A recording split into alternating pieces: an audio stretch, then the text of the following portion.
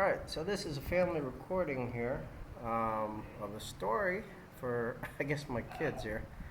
So, at one time, my great-grandfather owned about 100 acres of land in central Vietnam.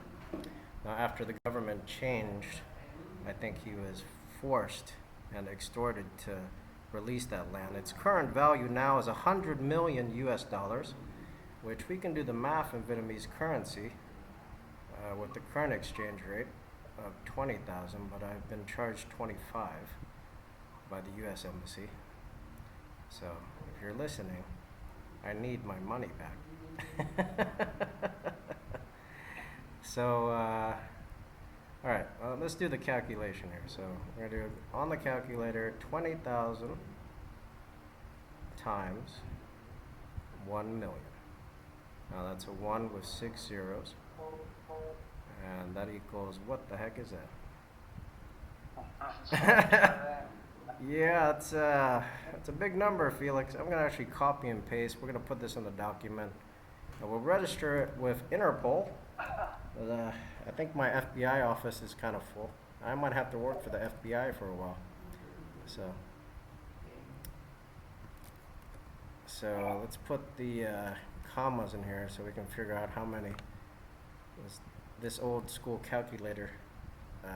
So it's 20 million US dollars. So, is that right? Yeah, so 20 million dollars. Or 20 billion? 20 billion. So I say I'm over 20 trillion. No, it's 20 billion in Vietnamese currency. That's the current value.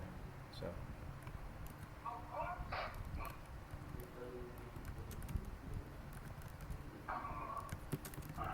Yeah, so that's why that investment was probably the same mistake that we made. We made this different. So that number seems low. So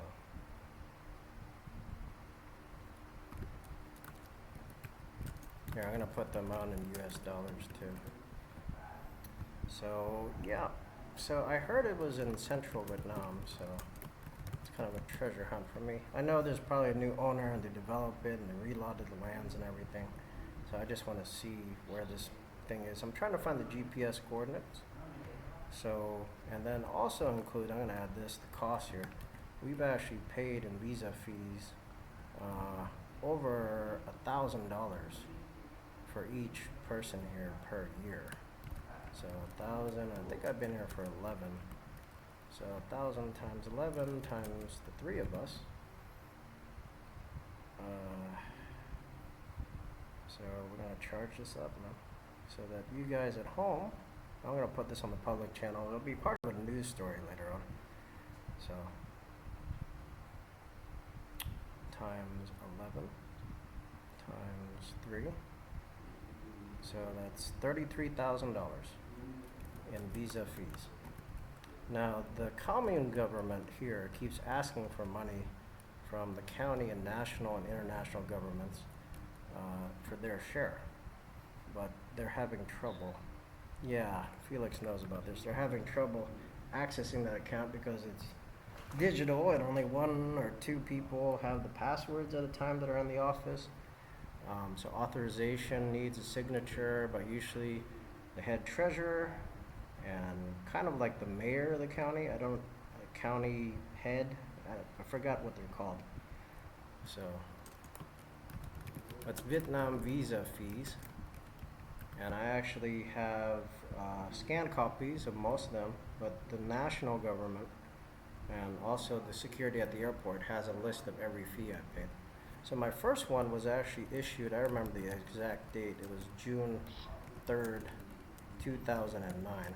That was my first, that was actually my second Vietnam visa. At the time I was with my mom.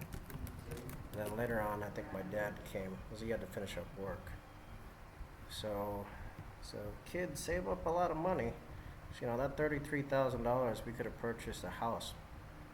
A small starter house by then, at least an acre or 2 acres of land, and had peace. Because over there, the deeds, and I'll write this down, deeds are forever. So you live forever, the deed is forever.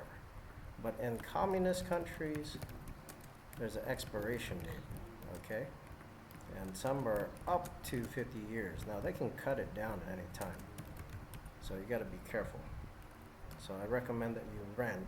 If you build the cheapest you can and most affordable, and put in your own labor so everything's done right.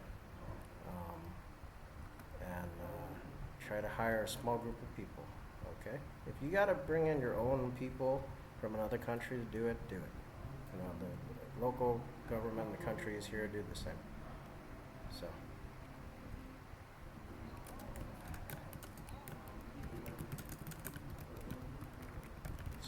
And there's a reason for that. You've always heard the term developing country. So,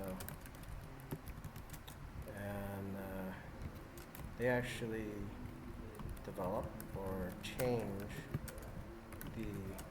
the titles here. So if you look at the current, you look at the current map of this area, it looks just like a rice field with a lot of old houses right now. But if you